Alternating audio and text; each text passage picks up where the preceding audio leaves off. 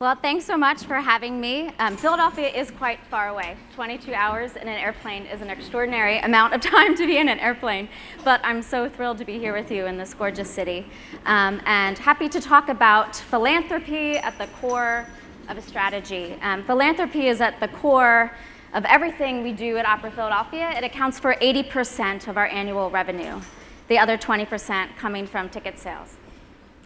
So I'd like to start by giving you two snapshots of Opera Philadelphia. The first from 10 years ago. 10 years ago, the Opera Company of Philadelphia was a regional opera company with little to no recognition or awareness outside of our local market. We were producing traditional opera in traditional ways in a traditional opera house with an inconsistent level of quality. When I started working there 9 years ago, and I would run into people in the city and say, oh, I just started a job with the Opera Company of Philadelphia, often I would hear, we have an opera company in Philadelphia? Yep, we did. And to go with it, we also had this very unfortunate and uninspired logo. So fast forward 10 years to Opera Philadelphia. Opera Philadelphia today, we still produce in that gorgeous opera house, but we produce regularly in more than 4 venues every season. 40% of our annual repertoire is either contemporary or brand new, and we are home to the largest laboratory for the development and commissioning of new opera in America. Our annual budget during that 10 years has doubled, as has contributed income. Despite this growth and change, we were still stunned a few weeks ago when the finalists for the International Opera Awards in the category of Best Opera Company were announced. So this is the story of our journey from there's an opera company in Philadelphia to a place on this list, and the very important role that philanthropy has had to play in it all. Our conversation will have a few recurring themes. The importance, at least in our case at Opera Philadelphia, of a tolerance for risk, a committed board, and I'll better define what I mean by committed board, lead funding, and a relentless focus on results and evaluation. So our story begins with that regional opera company that I described to you in that first snapshot. We had a very small budget given the size of our market, and very weak brand recognition in a dense arts marketplace, which includes places like the Philadelphia Orchestra or the Philadelphia Museum of Art, or for those of you in the visual arts, you've probably heard of the Barnes Foundation. And a little place called the Metropolitan Opera, which is in New York City, which is only 90 minutes away by train. Many of you probably know that we're very crammed in together on the northeast coast of the United States, and so people regularly and easily commute between Washington, D.C., Philadelphia, and New York.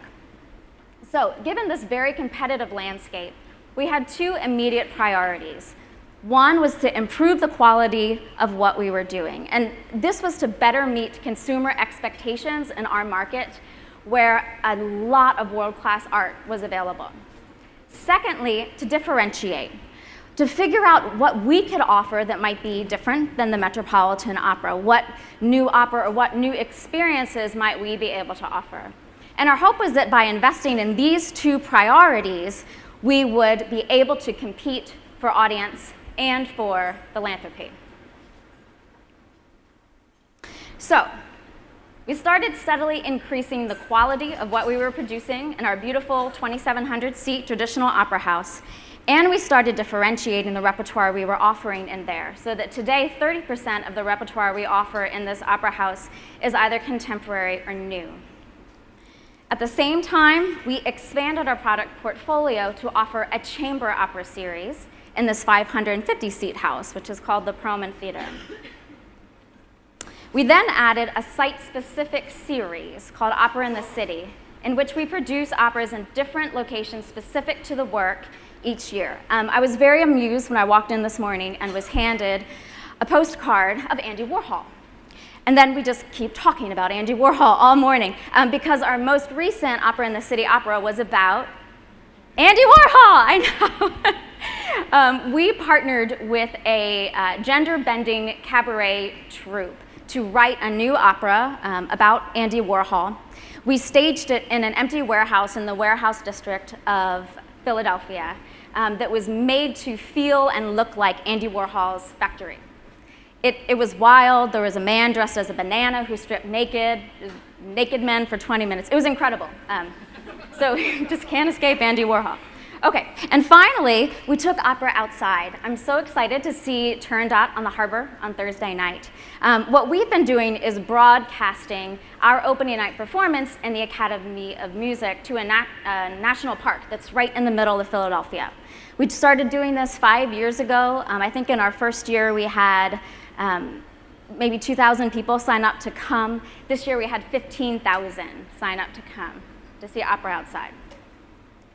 So, to our first theme of our conversation, lead funding. All of this growth, all of this programmatic change and differentiation was supported by lead funding. So our increased quality, there we go. Our increased quality and the very beginnings of our repertoire expansion were funded by our first ever major gifts campaign. So this is where we essentially went to our board and we went to the donors who have been close to us for a while. We shared a new vision for operatic performance in Philadelphia and asked them to make increased investments. So this sounds like pretty great, basic, 101 starting point for anyone, right? The one problem, to be candid, that we had is we had zero street credibility, even with our nearest and dearest. And so we felt that we had to prove that we could produce opera at this level while we were raising money to do so. So this led to a very frenetic fundraising cycle. We were raising money in real time in big amounts. We survived. Our first big product line expansion was the addition of the Chamber Opera series, which I mentioned. And this was funded by a lead gift from a board member and his spouse who care very deeply about Philadelphia and about opera. And we had this general vision, this general idea that to attract more audience and new audience, we could do that by offering a different way to experience opera and different operas. And so, this Perlman Theater is a much more intimate experience than in the big opera house. And they thought this sounded like a great idea. They consider themselves venture philanthropists. And so they gave us the seed money to give this a try. The Opera in the City series was funded by a national foundation who also thought this idea of new experiences could equal new audiences was very interesting. And it was a local foundation and a local corporation that gave us the lead funding to start broadcasting to our national park. So notice that this says lead funding, not fully funded. I want to be very candid that we committed to all of these projects when there was still fundraising to do. So that requires a tolerance for risk, both on the part of the staff and the board. And it requires a board that's not only committed in terms of its funds and support, but that's fully committed to the institutional strategy. They absolutely believed in these two priorities we had established of improving quality and differentiation. So we saw some great results. Our budget during this period grew from $7 million to $11 million. We're now up to $13 million, but that's part two of the story.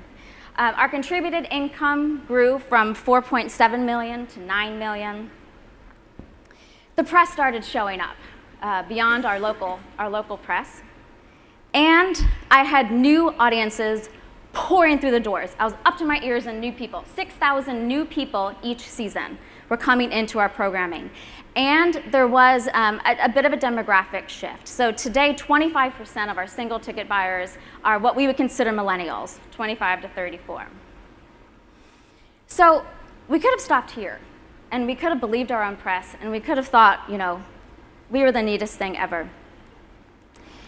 But we have one more theme to go through, right? And this is a relentless focus on results and evaluation. So we had a big increase in contributed income, right? 4.7 million to 9 million. But when I was trying to budget out several years into the future, I was having trouble identifying who those philanthropists would be that were going to sustain this growth and would sustain this change, this startup mentality, this innovation. And I was having trouble doing that. And here's why. I had new audiences pouring through the doors, as I said, but they weren't behaving the way they're supposed to. They weren't subscribing. They were buying what they wanted to see.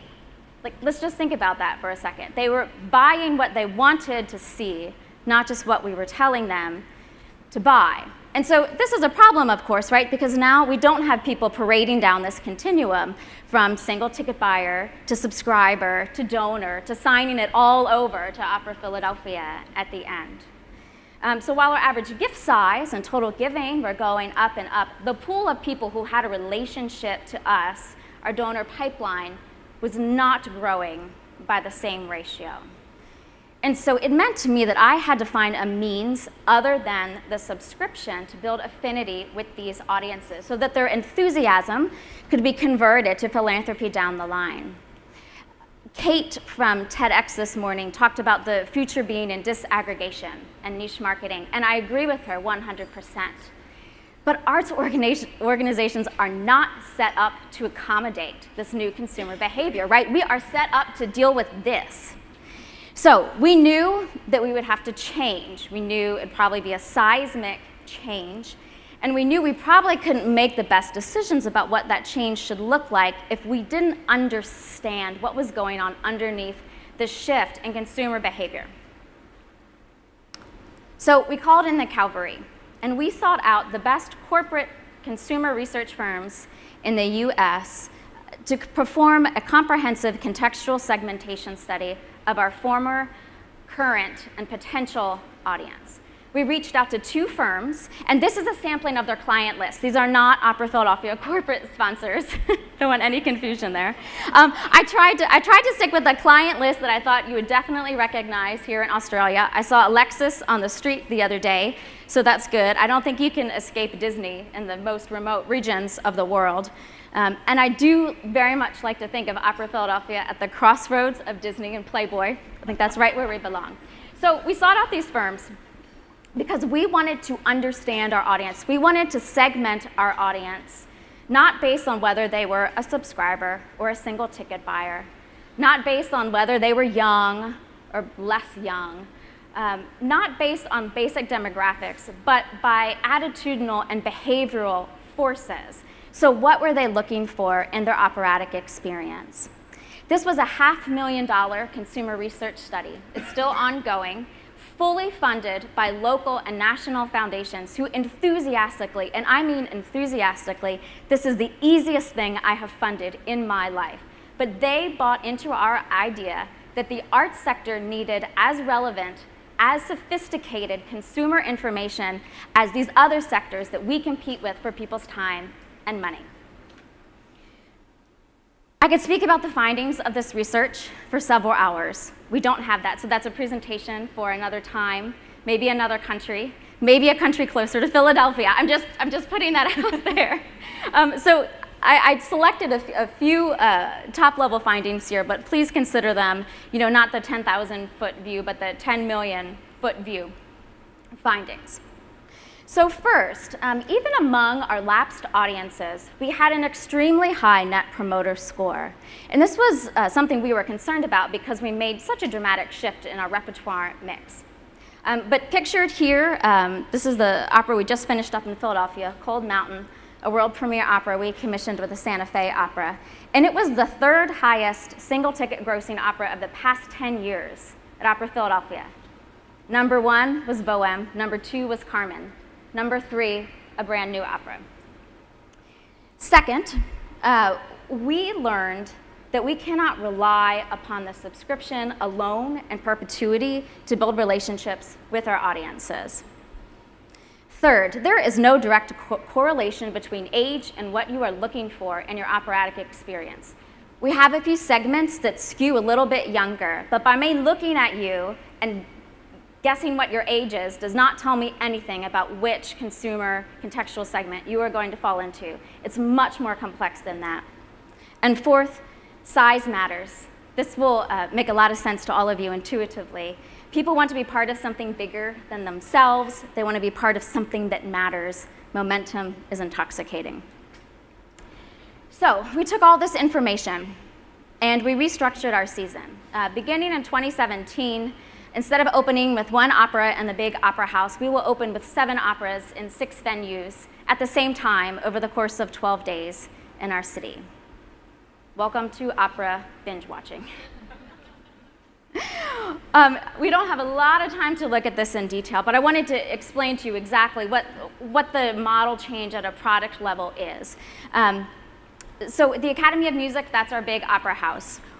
Our programming there is completely unchanged in terms of time and in terms of repertoire mix. And the reason is that a large segment of our current longtime subscribers come primarily to our opera in the big opera house, no matter what it is. And so if we didn't have to mess with their programming, then we didn't want to. It's a very, very important source for legacy funding, planned giving, going forward.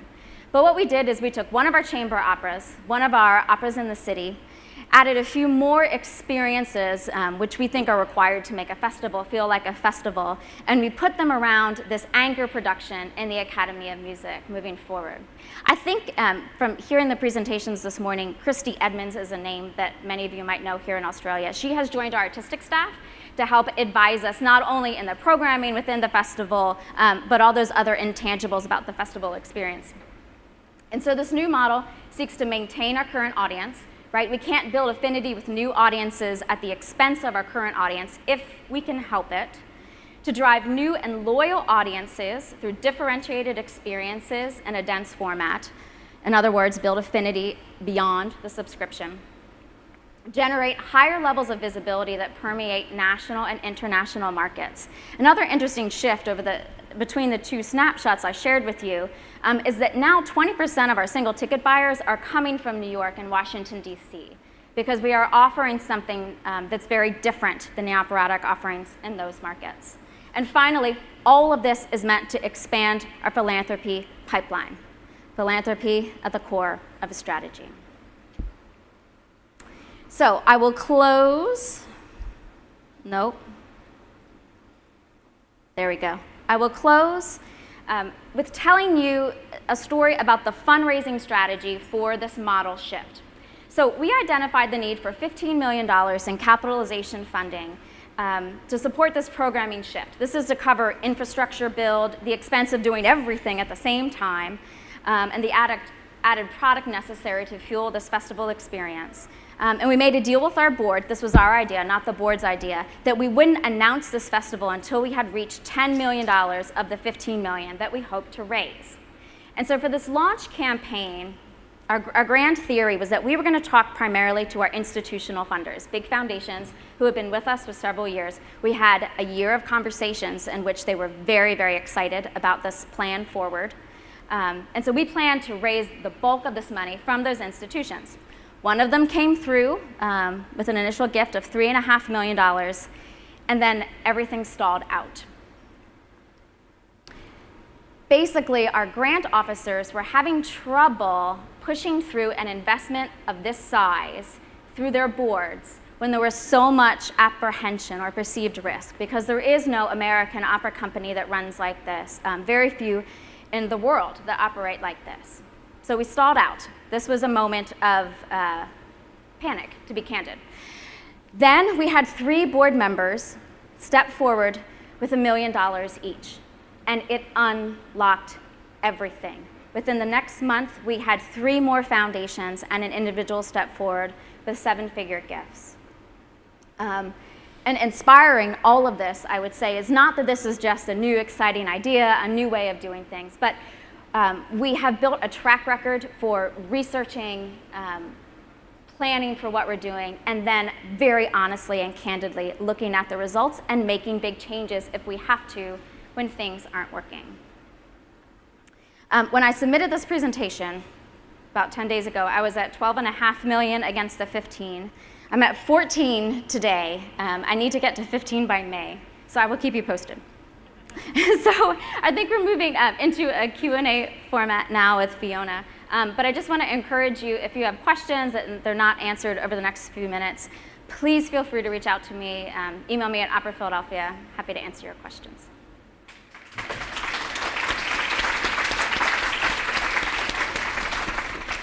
Oh, wow. Annie, thank you very much. That was really interesting. Annie had sent me a copy of her presentation, and I had looked at that slide with the Playboy on it with some alarm and had to clarify that with her, that they were not her sponsors earlier. Now, we've got 5 minutes, so if there are questions from the floor, I think I'd like to take them. I mean, I've got plenty of questions, but I'd love to hear your questions. Any questions? No. Well, I'll start with one while others think of theirs. One thing that I was wondering, Annie, is obviously this has been driven very much by you, and you're very brave in what you've proposed to your organisation. How easy or hard was it to bring everyone else in your organisation along with these plans? And I'm talking the board, the staff, supporters, artistic staff, because it was a high-risk plan. It's a great question, and we've always, over the past decade, when a new management team came in, myself and my boss, David Devan, who's our general director, we've definitely had kind of the values and the culture of a startup mentality. But this change was, which our board is fully supported and excited about, but this change was really big, even for them. So I would say the key piece of information, when I first was trying to do that budgeting out 5 years, and I had a problem. I had a real problem, and I went to my boss and I said, look, I can make a budget for you for the next 5 years, but it's going to be comprised of a significant amount of bullshit. And so I can submit that, and it will be, intelligent bullshit, but if you want real answers over the next 5 years, I need more information. And so we called in a consulting firm to do a transactional analysis of our audience, which really helped us understand where people were coming in, where they were going out, and why we were having this issue with our sticky base. It didn't tell us how to fix it, but it told us that the problem was there. They also put together for us a financial model that tied together all the expense and revenue drivers of our institution. And I sat in a room for 3 weeks and I did nothing but play with numbers. So what if somehow I managed to double the number of donors I had in at $25,000? Or what if I somehow was able to shave down the expense of this artistic product line by a couple million? And what it did is it showed marginal change or marginal improvement in that gap we all deal with every year. But nothing changed the overall downward trend of our numbers. And so armed with that information, we had to remind the board of that a lot, that the greatest risk was in doing nothing and not changing. And that helped them understand why we had to look at some bold changes. Yeah. The other thing that we were discussing the other evening was that, the firm that you got to do some of your market research for you was not one that did a lot of arts work, that you quite deliberately chose someone who played in other fields. Can you talk a bit more about that? We did. And why you wanted to do that? We were really, I personally was at a point of frustration, right? I just used the word bullshit because so many things were going so well. We were getting all this national attention. Contributed income, if you looked at the total value, was going up and up. And so I didn't understand why that pipeline group didn't seem to be moving. And I said, I need help understanding this, and we need to go to people who are outside our sector, because I think we're looking for an answer that hasn't been found yet. And I would like to start with some research firms who are looking at this completely outside of the arts sector.